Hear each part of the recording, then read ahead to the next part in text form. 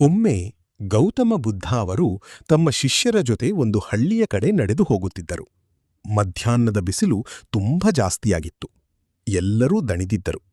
ಹಳ್ಳಿಯ ಹತ್ತಿರ ಒಂದು ದೊಡ್ಡ ಮರದ ಕೆಳಗೆ ಕುಳಿತು ವಿಶ್ರಾಂತಿ ತೆಗೆದುಕೊಳ್ಳಲು ಶುರುಮಾಡಿದರು. ಅಷ್ಟರಲ್ಲಿ ಒಬ್ಬ ಯುವಕ ಕೋಪದಿಂದ ಅಲ್ಲಿಗೆ ಬಂದನು. ಅವನು ಬುದ್ಧರ ಬಗ್ಗೆ ಕೆಟ್ಟ ಮಾತುಗಳನ್ನು ಕೇಳಿದ್ದನು. ಹೀಗಾಗಿ ಬುದ್ಧರನ್ನು ನೋಡಿದ ಕೂಡಲೇ ಅವಮಾನ ಮಾಡಲು ಶುರುಮಾಡಿದನು. ನೀವು ಜನರಿಗೆ ತಪ್ಪು ಮಾರ್ಗ ತೋರಿಸುತ್ತಿದ್ದೀರಿ, ನಿಮ್ಮ ಮಾತುಗಳಿಗೆ ಅರ್ಥವೇ ಇಲ್ಲ ಎಂದು ಜೋರಾಗಿ ಕೂಗಿದನು. ಶಿಷ್ಯರಿಗೆ ತುಂಬಾ ಕೋಪ ಬಂತು. ಅವರು ಆ ಯುವಕನಿಗೆ ಉತ್ತರ ಕೊಡಲು ಮುಂದಾದರು. ಆದರೆ ಬುದ್ಧರು ಕೈಯೆತ್ತಿ ಅವರನ್ನು ತಡೆಯಿದರು. ಬುದ್ಧರು ಮಾತ್ರ ಶಾಂತವಾಗಿ ಆ ಯುವಕನ ಮುಖವನ್ನು ನೋಡುತ್ತಿದ್ದರು. ಕೆಲ ಹೊತ್ತಿನ ನಂತರ ಯುವಕನಿಗೆ ಆಶ್ಚರ್ಯವಾಯಿತು.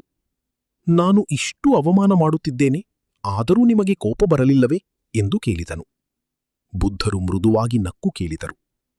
ಒಬ್ಬ ವ್ಯಕ್ತಿ ಯಾರಿಗಾದರೂ ಒಂದು ಉಡುಗೊರೆ ಕೊಡಲು ಬಂದರೆ ಅದನ್ನು ಅವರು ಸ್ವೀಕರಿಸದಿದ್ದರೆ ಆ ಉಡುಗೊರೆ ಯಾರ ಬಳಿ ಉಳಿಯುತ್ತದೆ?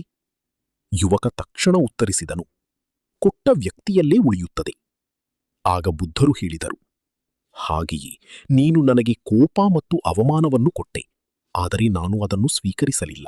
ಆದ್ದರಿಂದ ಅದು ನಿನ್ನಲ್ಲೇ ಉಳಿಯಿತು. ಆ ಮಾತು ಕೇಳಿದ ಯುವಕ ಮೌನವಾಗಿ ಬಿಟ್ಟನು. ಅವನ ಕಣ್ಣುಗಳಲ್ಲಿ ಪಶ್ಚಾತ್ತಾಪ ತುಂಬಿತು. ಅವನು ಬುದ್ಧರ ಕಾಲಿಗೆ ಬಿದ್ದು ಕ್ಷಮೆ ಕೇಳಿದನು.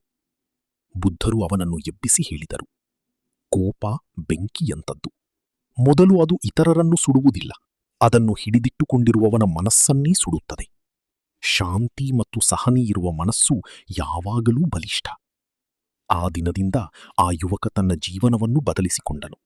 ಅವನು ಎಲ್ಲರ ಜೊತೆ ಪ್ರೀತಿಯಿಂದ ಮಾತನಾಡಲು ಶುರುಮಾಡಿದನು. ನೀತಿಪಾಠ: ಯಾರಾದರೂ ನಮ್ಮನ್ನು ಅವಮಾನಿಸಿದಾಗ ತಕ್ಷಣ ಕೋಪದಿಂದ ಪ್ರತಿಕ್ರಿಯಿಸುವುದು ಸುಲಭ, ಆದರೆ ಶಾಂತವಾಗಿ ಸಹನೆ ತೋರಿಸುವುದು ನಿಜವಾದ ಜ್ಞಾನ. ನಮ್ಮ ಮನಸ್ಸಿನ ಶಾಂತಿಯನ್ನು ಕಾಪಾಡಿ